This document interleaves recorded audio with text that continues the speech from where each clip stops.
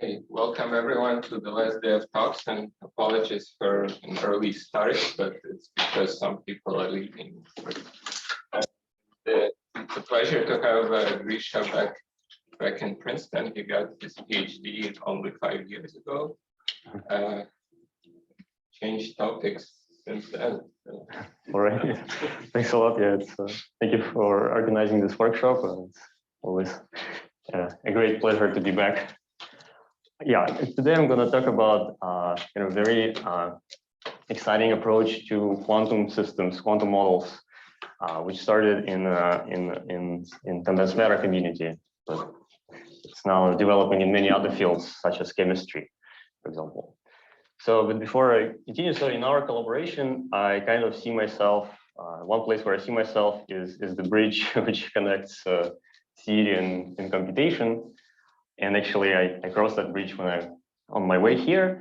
So today I'm going to talk about kind of computational approach to which we can use to quantum electrodynamics or quantum chromodynamics. And I must admit that it's a very early work in progress in discussions with Ross Dempsey, Igor Klebanov, Silviu Pufu, and Bernardo Zan.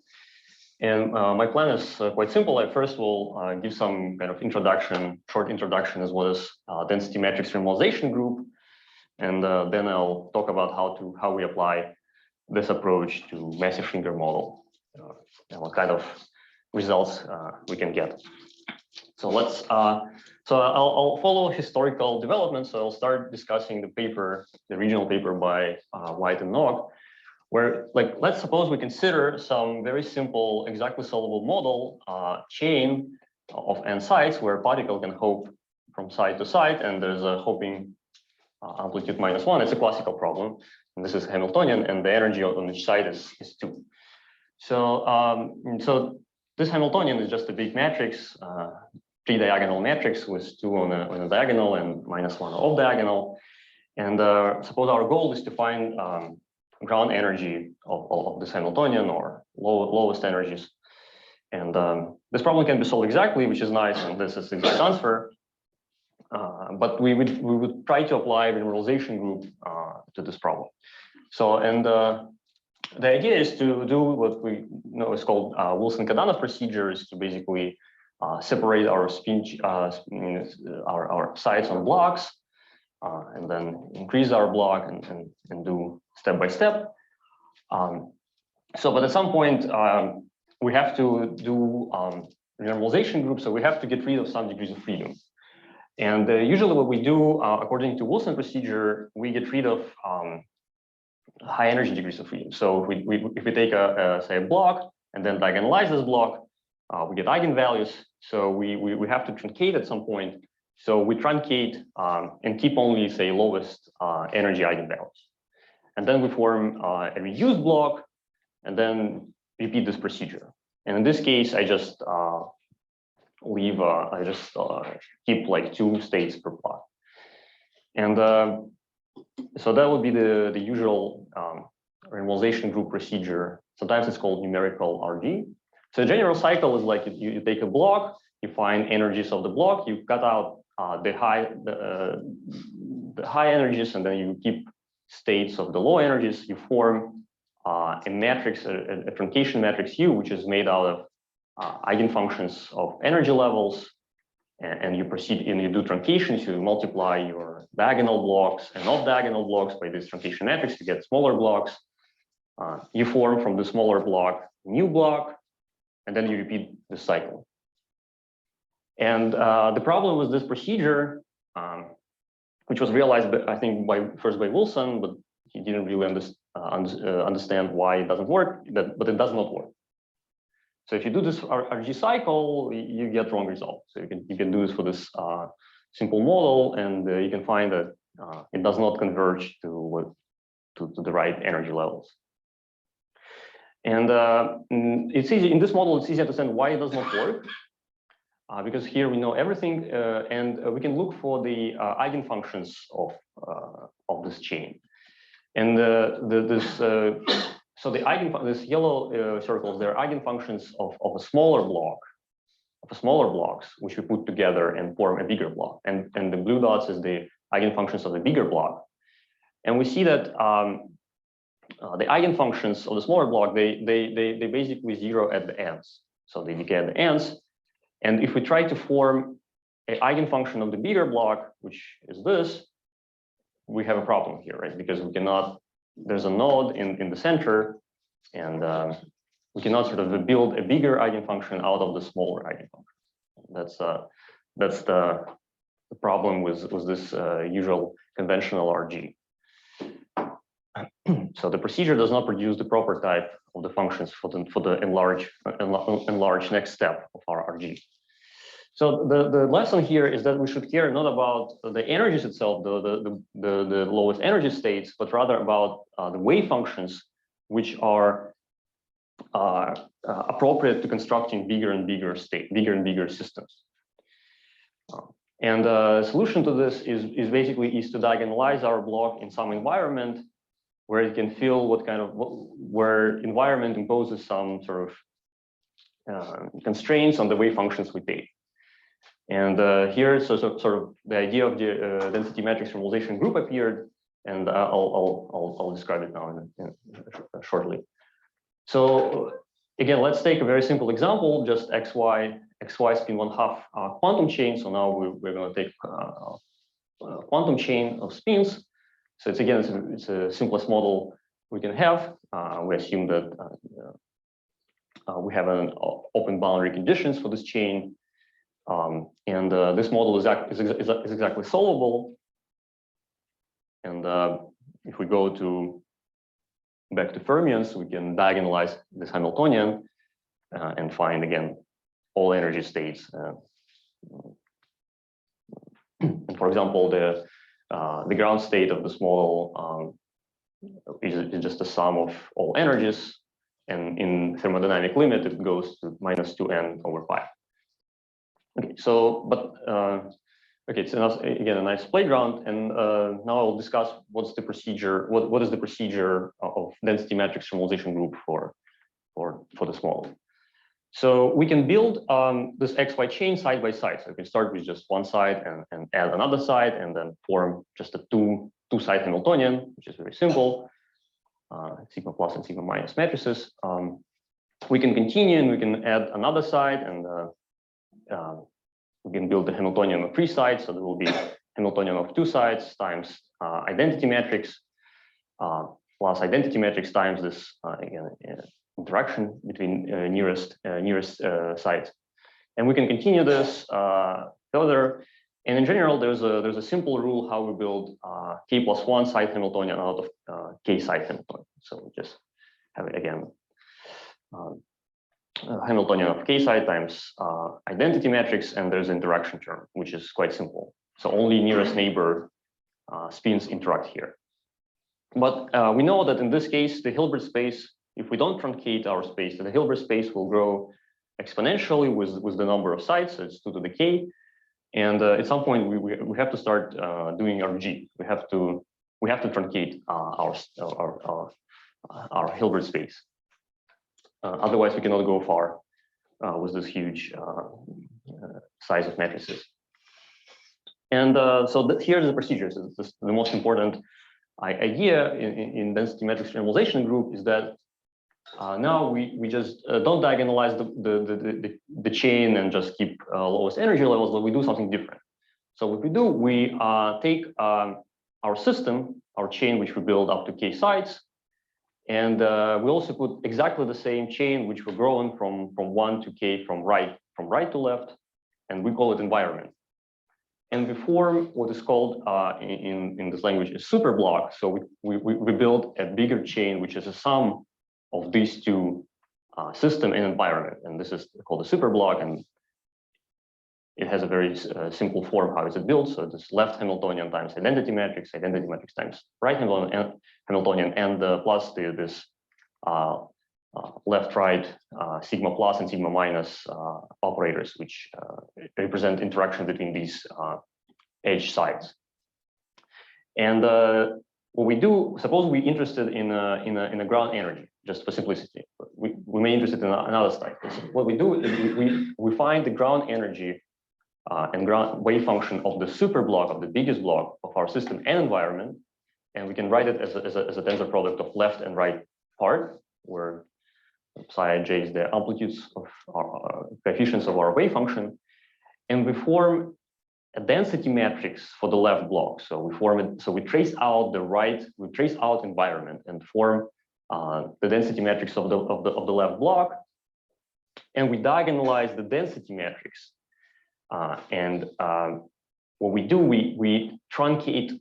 So the density matrix, the eigenvalues of the density matrix, their probabilities, so they add up to 1. And now what we do, we truncate the lowest probability states of the density matrix. So we keep only m most probable states in eigenfunctions of the density matrix. And we form out of this density matrix eigenstates, we form this truncation matrix, and we project our system on this basis of most probable states of the density matrix. So just multiply from left and right our Hamiltonian left. So that's the main idea of the density matrix involution group. So instead of keeping only lowest energy states, we keep most probable states of the density matrix of our system, which interacted with environment, which is actually exactly the same as our system. Any questions so far? So you do this just for the ground state of the superblock? We can take any state we want. So it may be ground state, but it could be excited states. So any state here, so you take some state of the superblock, it may be ground. Usually we're interested in the lowest energy states, but it will not be only ground state, it would be excited states. It's usually called target state. And we form a density matrix of this target state, and then diagonalize the density matrix and keep only most probable states of the density matrix. But isn't finding the state more difficult than the problem you originally wanted to solve in any case, which was the latest state of just the size case system? No, I mean, you mean more difficult in which sense? Well, in the sense that it's twice as big. Yes, it's twice as yes. In this case, it's you have to diagonalize the superblock, which is big. But then when you truncate, so basically you keep m states. So when you truncate, you get m by m matrices. So and you keep, as I will say, you keep truncating. So you never grow bigger and bigger. You keep the same size of. But this procedure of diagonalizing the superblock is the most expensive in this. But that's the core idea of the Dmrg procedure, is to put our system with is to place environment and diagonalize the system and environment, and keep in selection of our wave functions we select wave functions as a most probable wave functions of the density matrix. That's the. Let me just repeat. So we do the same for our environment as well. So we trace out our system, obtain right density matrix for our environment Hamiltonian, and truncate both, and now they both become m by m size. And after we truncated our system, we continue to grow our system. And one can notice that basically the laws how we grow our system, they don't change. So we just now we have this. The bar means that we truncated our Hamiltonian, and we also have to truncate the operators of the left block. So we truncate not only Hamiltonian, but we truncated left sigma plus and left sigma minus, and also sigma plus right and sigma minus right. But then we grow next, so we add another side and they grow bigger Hamiltonian, basically using the same laws which we use for untruncated systems. So because we rotate only subspace, we truncate only subspace, and this. So we can use the same formulas. And we again, so now this left and right matrices, it's identity matrices of m by m. And we repeat this procedure again. So we grow by one side from left and from one side from right, and then again form a super block.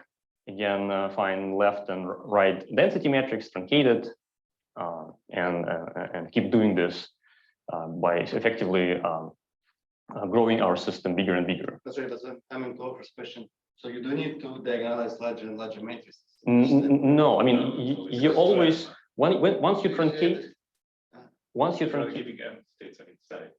So yeah, once you truncate this this Hamiltonian, so this truncated Hamiltonians, they become m by m matrices. M is the number of most probable states you keep, and then when you grow like by one side, this new system is just 2m, right? And then you again form the superblock would be 2m squared, and then you do again, you truncate it, it's again m by m, you again grow it by one side, so you keep your system size doesn't really grow, but I mean it looks like you put more and more states. So effectively, you would expect that when you find the ground energy of the superblock of k 2k plus 2 sides, it would be the ground energy of our system of 2k plus 2 sides, and that's what.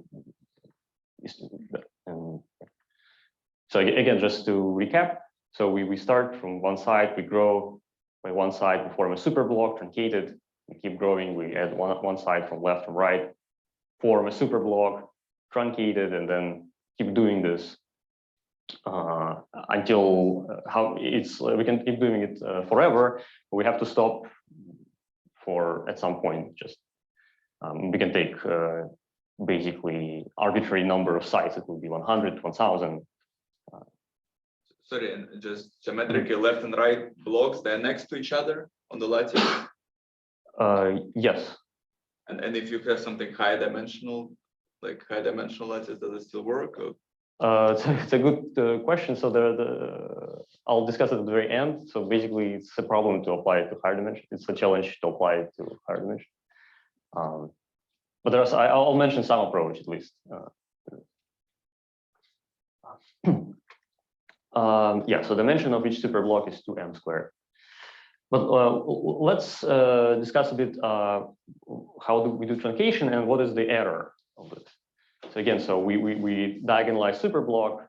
Our wave function is now it has this form. It's a left times right right system with ij states going from 1 to 2m, j to 1 to 2m, and we form say left density matrix. We diagonalize left density matrix and keep only most probable states of the density matrix. And naively, the first error we see when we truncate, we neglect the slowest probability states of the density matrix.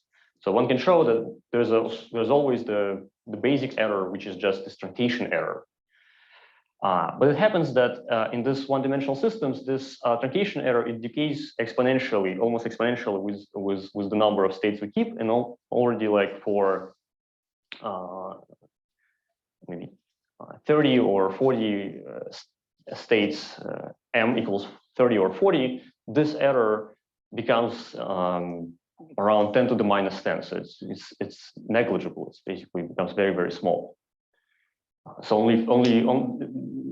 basically only few states are non-zero, but all other states are almost zero in the density matrix. But it's not the only error in this approach, and there's what's called environment error. So it means that even we kind of form the superblock with the idea that our system will fill environment and choose the right wave functions to build the bigger block, it's still the environment is not ideal.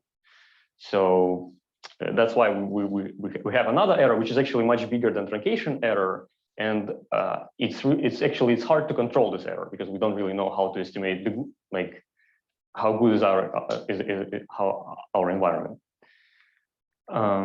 But I mean, there's another way to improve environment, and that's called finite system Dmrg algorithm. And it's done as the following. So you start with the infinite system Dmrg algorithm. You grow to some particular, you grow blocks up to some particular size. Say you take 100 sides, and then so you reach this type of configuration, say with like 100 sides, and then what you do next, you start you keep size of your system fixed, but then you grow environment and shrink the system from right to left until you reach this type of state, and you do the same procedure. You grow, you form density matrix, you truncate, and and grow next, and so on. And then you shrink environment and grow system. And these are called sweeps. And if one does this, the sweeps, and this effectively improves environment and improves this environment error, it basically improves error just from computations. You can see that it improves usually by 1 or 2 orders. So that's another way to make things even better. Sorry, the environment error, how does it behave with n when you have the infinite system Dmrg? I mean, I don't know the law. I can show you the plots. So the environment error grows. So the error grows with n, but it's sort of saturated. So my next slide actually. So okay, so that's all about the algorithm. So let's just see the example of a simple example for this XY chain where we know exactly the ground state and we know excited state. And these, for example, the plot for up to 200 sites of the error between Dmrg computed ground state and exact ground state of XY chain, so which we know exactly. So this plot is a log plot of error, and we see that so this each of this curve is a different number of states we keep by truncation, and we see that that indeed when we increase the chain size, the error grows. The exact error grows, the absolute error grows, but it sort of it grows. It sort of saturates, and even if we take say 128 states in our block, the error here, the absolute error here is about 10 to the minus 6, and it's for 200 sites. So if we're interested in the error in energy per site, that would lower the error even by 2 orders. And this is for ground state, and a similar plot for the first excited state. The error grows, but at some point it starts saturating. We can see that actually the error for excited states is bigger than for ground state. So. But on the other hand, the truncation error is much smaller. So you see that the actual error is not the truncation error here. And as I said, if we can improve this error by doing what's called finite Dmrg, and it can improve accuracy by about 2 orders. So it's already like you can get energy of and wave essentially of 200 of a spin chain of 200 sites with the accuracy of 10 to the minus 7 or 8, which is very accurate, and it's within this computation goes within on my laptop within I wouldn't say maybe seconds, but within like minutes. So this Dmrg algorithm, it's a big problem for quantum computing people because it undermines all their efforts.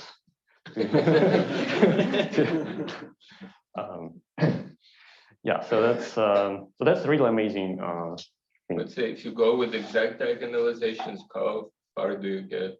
Say, yeah, with exact diagonalization, usually cannot go far than I don't know 30 or 32 sites. N equals it. Yeah, so that would be the limit, even for professional people. Right. So, and yeah, in principle, if you need higher accuracy, I mean, I don't need accuracy 10 to the minus 8, but if you really need it, you can improve it. You can take more states. It will be a little bit longer, but you can make sweeps of Dmrg, this finite Dmrg, and you can really reach machine precision in this algorithm. So how does it scale with m? I think it scales like m cube. Yeah.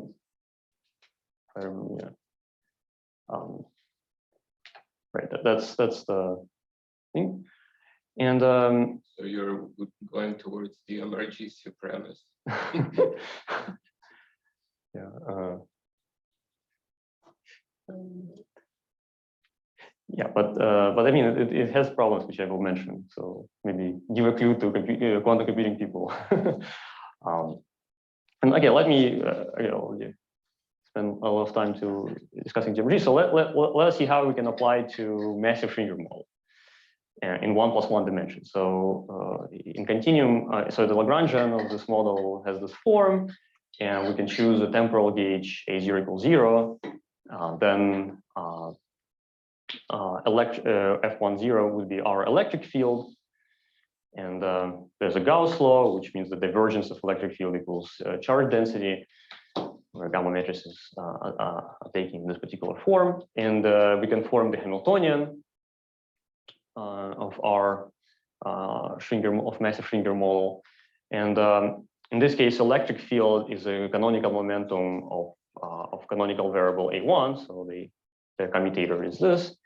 And so we can put this model on a lattice, which was and then in this case, the electric field will be replaced by this operators Ln, and the gauge field replaced by angle variables, and the fermionic field will be replaced by staggered staggered construction with two fermionic creation annihilation operators, and this Ln is just like LZ momentum in quantum mechanics. So just differentiating over this angle variable phi n.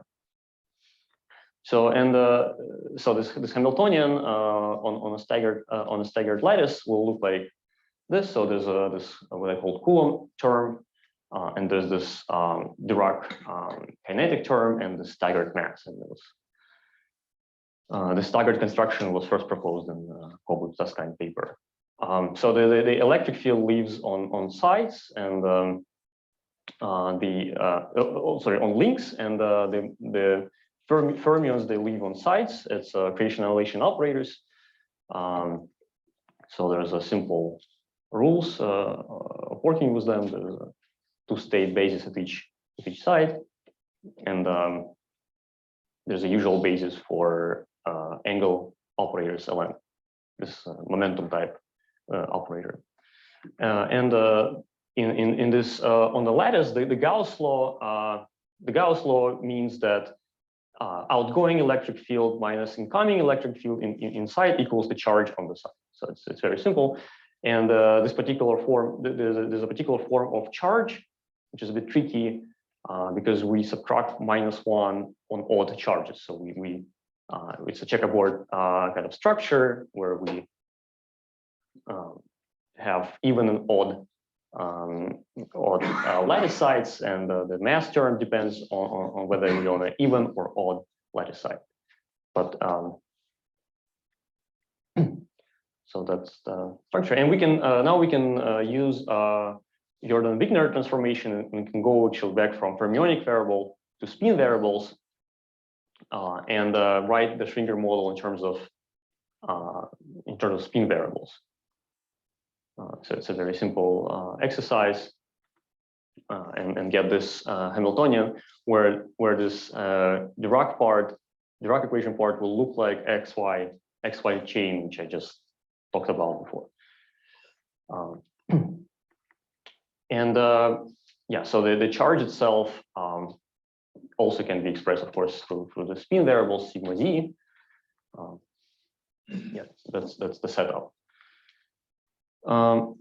So now we can notice that basically we can get rid of all electric fields just by solving this Gauss law constraint. We can express all electric field operators through charges on site. So basically, if I give you configuration of charges at each site, you can understand what is the electric field on links.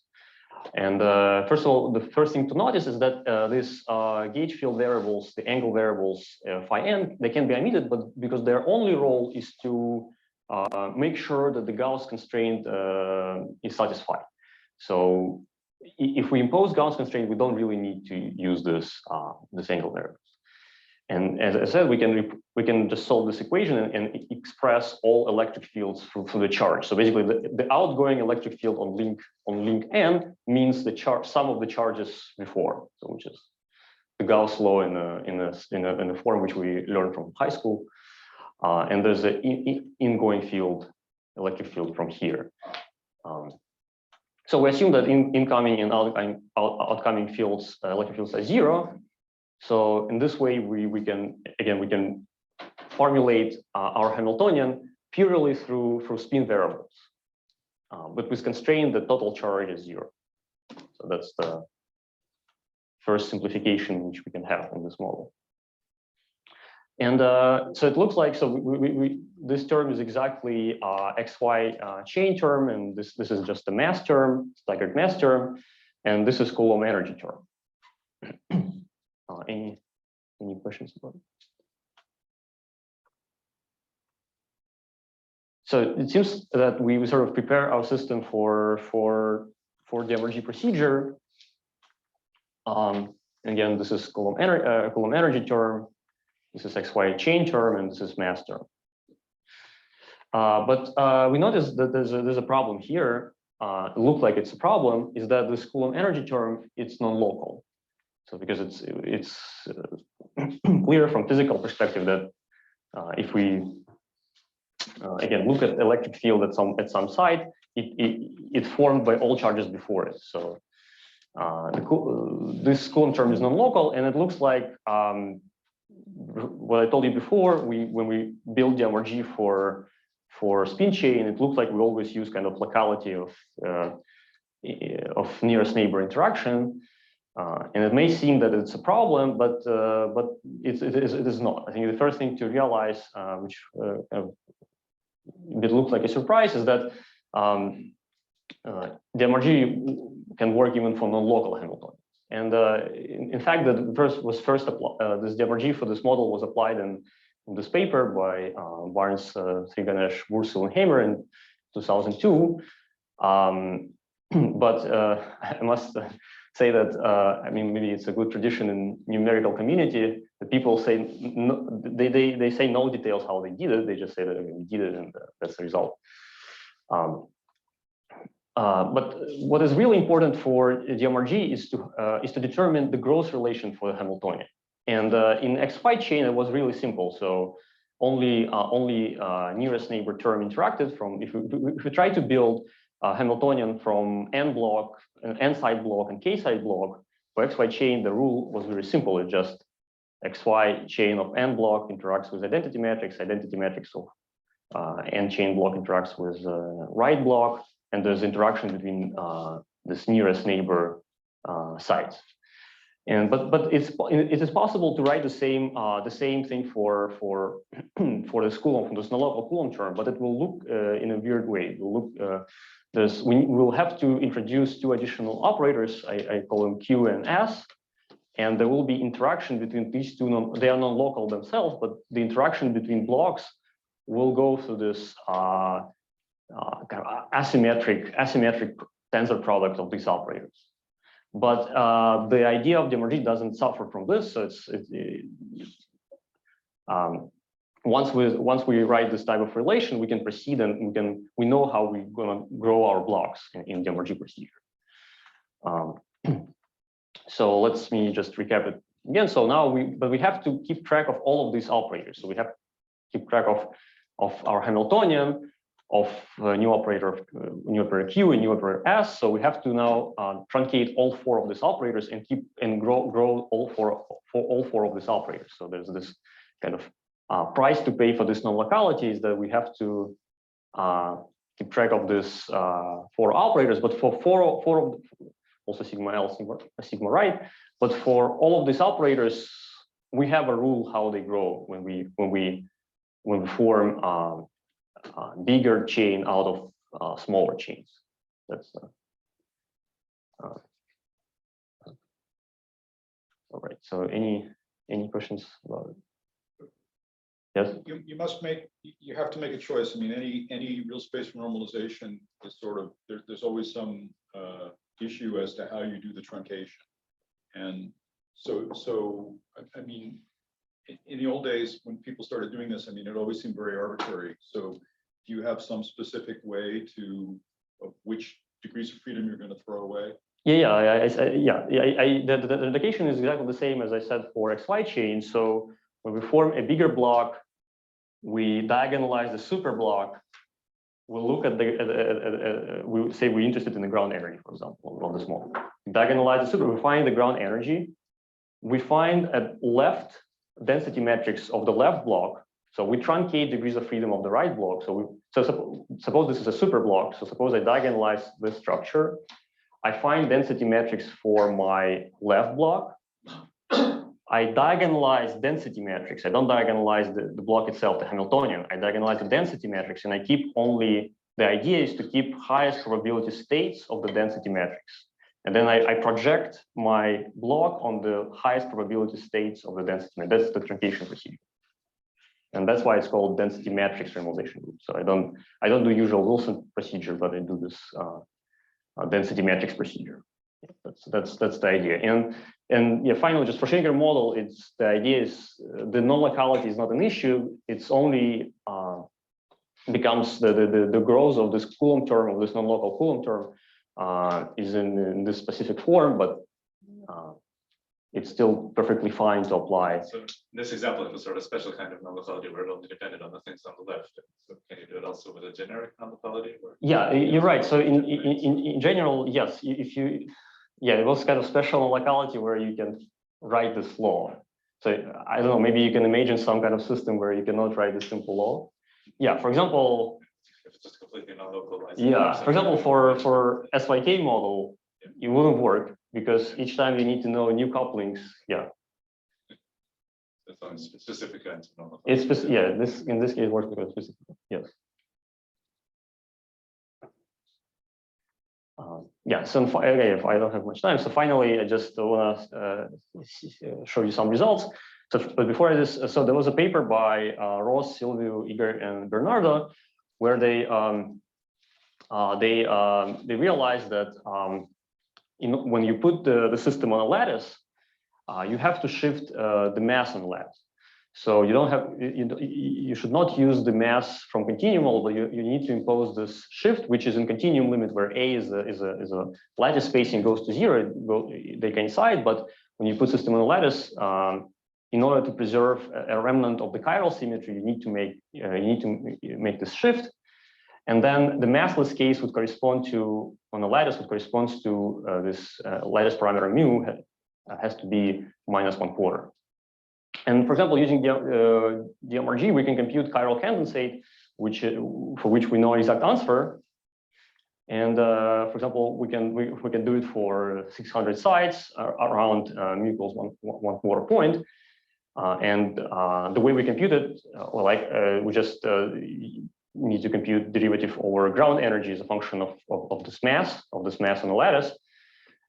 And we can use just finite difference for this and scale it with square root of x.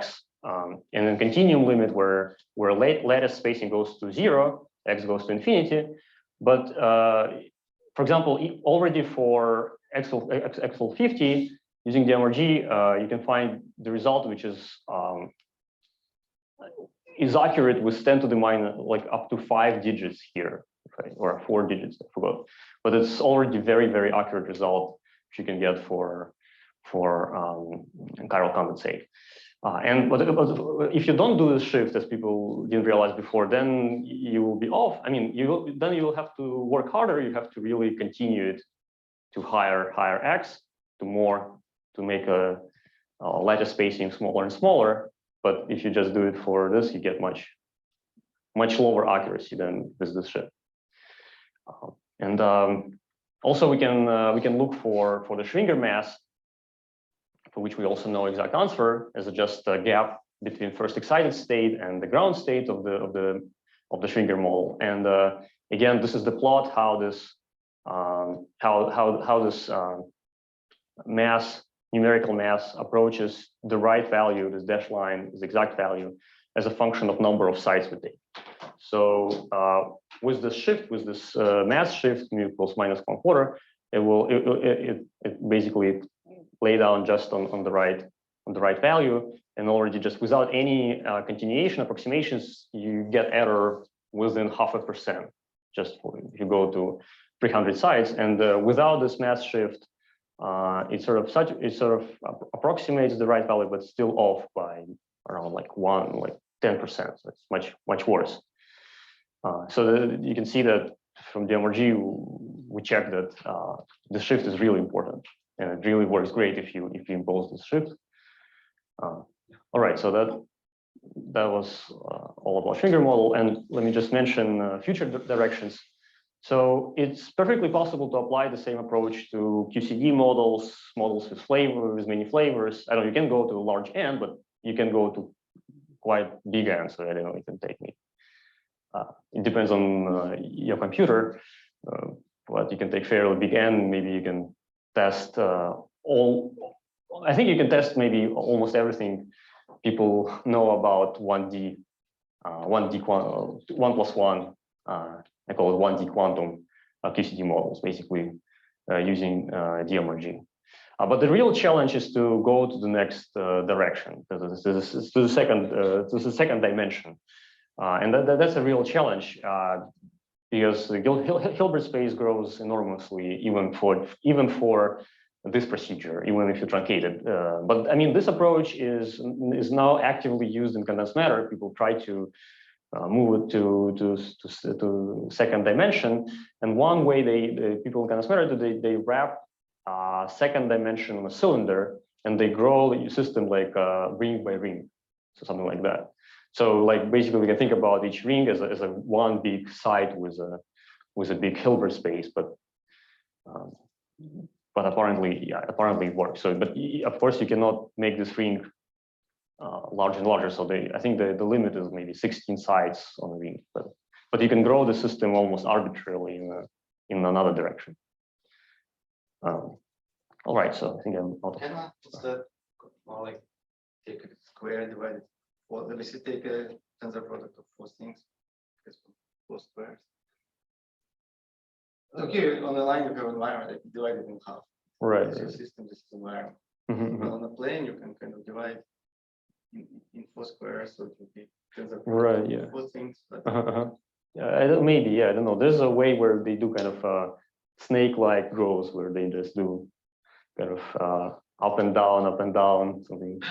There are methods. I mean, they don't work that great as in 1D, but people like in condensed matter community, people really pushing this method further and further. So one day it may work much better.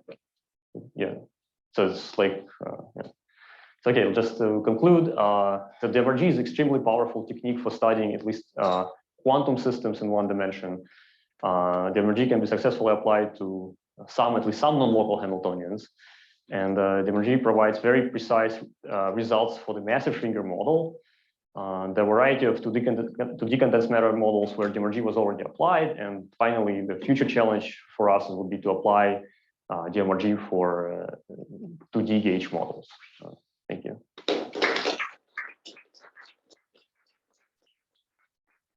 For this very pedagogical talk, have time for. So you presented it as a very like quantum mechanical thing, but is there an analog of this procedure for just like a StatMech system? 2D stuff? Yes, there's this analog, which I don't know much about it. It's called Dmrg for transfer matrix. There's use the analogy between Hamiltonian and transfer matrix. And yes. Moreover, there is also approach for studying dynamics of quantum systems. So where you can apply, you can try to solve Schwinger equation now, and you apply like evolution operator to your sites, and you see how your spin chain dynamically evolves. And also, well, sort of related questions. Say for quantum field theory, if we apply, Polchinski algebra, usually we integrate some high momentum mode. So is there again, maybe it's not practical, but in principle, is there an analog of this procedure? Divide Hilbert space of Q in some way. But it looks like what I started with is the lesson is that this usual procedure which we do Wilson Polchinski may not work.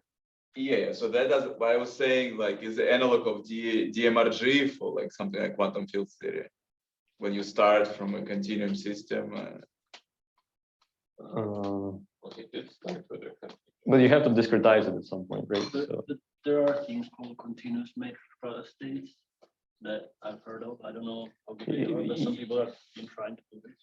the question whether you want to approach theoretical or numerical. Yes, numerical, you should some point you should discretize. Yeah, I things. was trying to more like conceptually, what are you integrating out? Because you're not integrating out just high frequency modes, Right, right, low right. probability Yes, space. yes, I was wondering, what. Right.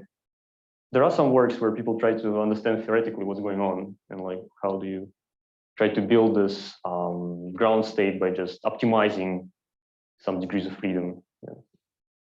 All right, Peter. That kind of leads into my question, because I was going to ask you, in the condensed matter community, I know a lot of people have sort of abandoned Dmrg and are largely using tensor product ansatz or matrix. Oh, okay. That's exactly the same thing actually.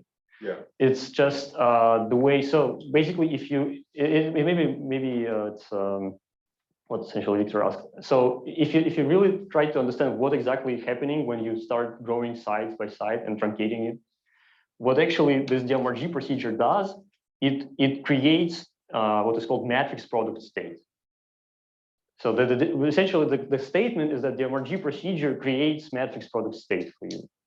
So what there's some approach what people call MPS means that they just basically set up this matrix product state from the beginning and just start updating matrices to improve the sort of try to converge to some optimal wave function just by updating matrices on each side. So they don't create matrix by matrix using Dmrg, but they just start with some random matrices and then updating each matrix using what we call finite Dmrg, just sweeping back and forth and updating each matrix. But conceptually, it's exactly the same thing. But I'm just wondering if in principle, using something like a tensor product ansatz or a matrix product ansatz, you could get around your limitation of having only, say, 16 sites in one direction for your cylinder. It's still because you have to trace all this kind of each time You're saying it doesn't help. I mean, I think it will still require higher computational power. It's not, yeah. But yeah, there are many names of this. There's Dmrg, there's tensor networks, which is I think a global name for this whole things. But matrix product state is all conceptual the same approach as this. All right. Well, Thanks again.